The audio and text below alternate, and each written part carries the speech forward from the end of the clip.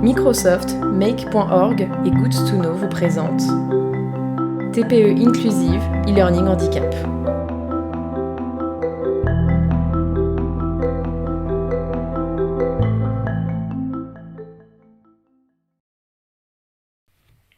Handicap et PME, 3 bonnes raisons de vous y intéresser. Le handicap en France, de quoi parle-t-on ?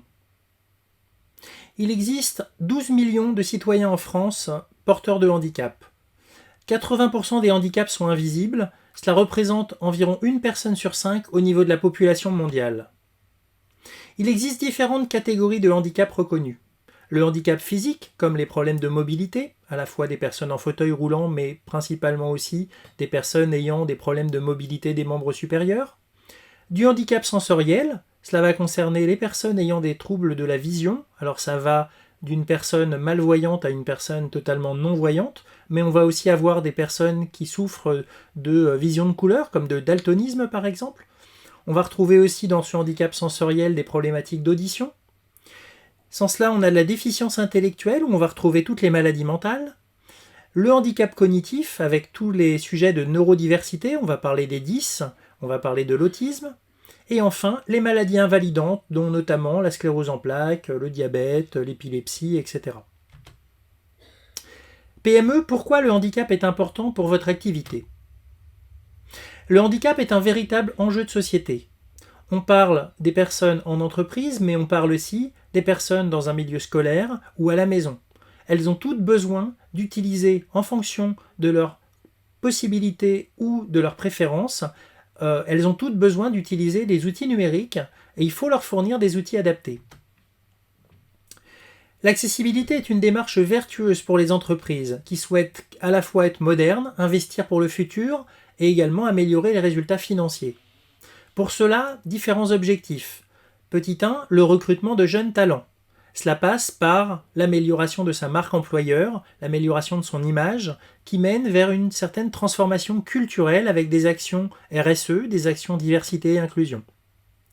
Le deuxième objectif étant de répondre aux obligations légales de l'entreprise, à la fois au niveau de l'emploi, avec l'obligation d'emploi et les fameux 6%, mais on va parler aussi de la conformité des locaux, ou encore de la conformité des outils numériques, comme le web, avec le RG2A en France ou alors le WCAG au niveau international.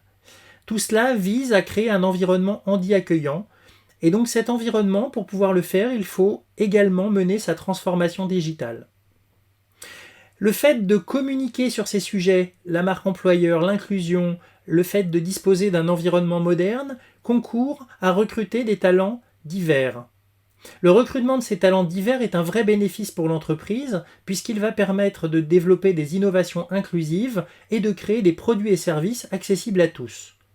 Cette démarche de recrutement vise donc à améliorer également son business et l'accessibilité devient un vecteur de croissance de l'entreprise.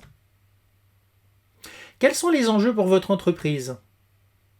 Il y a différents types d'enjeux. On va parler principalement des enjeux humains, des enjeux économiques et des enjeux légaux. Dans les enjeux humains, l'objectif étant d'attirer des talents. Le capital humain, c'est la richesse la plus importante de l'entreprise.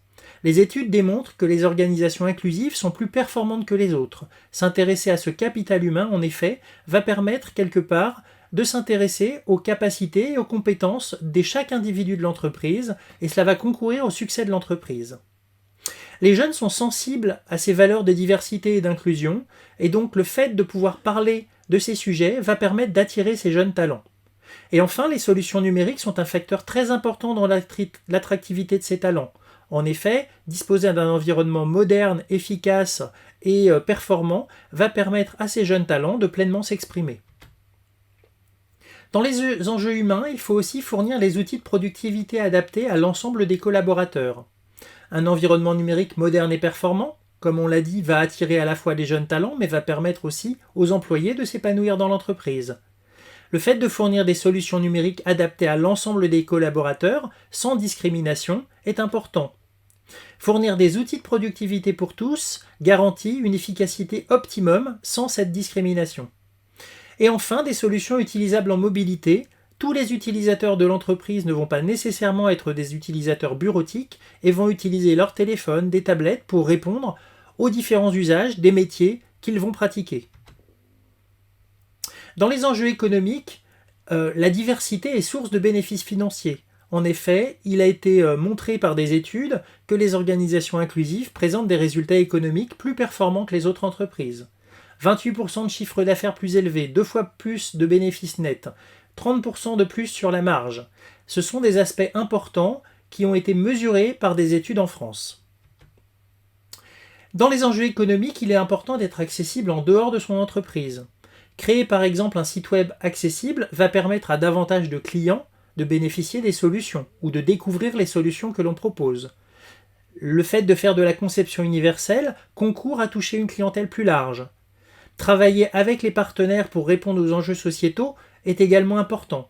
Et communiquer de façon accessible donne une image ouverte et moderne de l'entreprise et va concourir à la fois à attirer ses talents et à augmenter son business. Dans les enjeux légaux, on va retrouver la fameuse loi de 2005, dont les 5 grands principes correspondent au droit à la compensation financière des personnes touchées par un handicap, au droit à la scolarité en milieu ordinaire. Un aspect important, c'est le droit à la non-discrimination au travail pour vos collaborateurs et le droit à l'accessibilité à un environnement pour tous. On ne parlait pas de numérique à l'époque, mais le numérique fait partie de l'accessibilité. Et enfin, la création des MDPH. Dans ces obligations légales, les entreprises de 20 salariés et plus vont déclarer à travers leur obligation d'emploi, la DSN aujourd'hui, la déclaration sociale nominative mensuelle, on va déclarer les travailleurs en situation de handicap. L'objectif étant d'atteindre les fameux 6%, sinon on est redevable d'une contribution financière auprès de l'État. Le cas échéant, on peut aussi signer un accord handicap, mais ça concerne plutôt les grosses PME ou les grandes entreprises. Pour les entreprises de moins de 20 salariés, elles n'ont pas d'obligation d'OETH, mais elles doivent déclarer tout de même leurs salariés et peuvent bénéficier d'offres offertes par l'AGEFIP aux employeurs. Dans les enjeux légaux, cela mène à une optimisation financière possible puisque plus l'entreprise va recruter de personnes en situation de handicap et plus la contribution va baisser. Pourquoi s'intéresser au handicap en entreprise ? Ça va permettre à la fois de disposer de compétences atypiques, d'avoir une entreprise plus innovante, plus à l'écoute de ses collaborateurs. La diversité et l'inclusion deviendra un aspect important des valeurs de l'entreprise. Cela va également drainer un marché plus important, avec une offre commerciale plus accessible à l'ensemble des clients potentiels. L'entreprise sera plus proche de ses clients, elle va fournir des produits avec davantage de qualité, et les valeurs de l'entreprise seront un élément de fierté de l'ensemble des collaborateurs vis-à-vis de ses clients.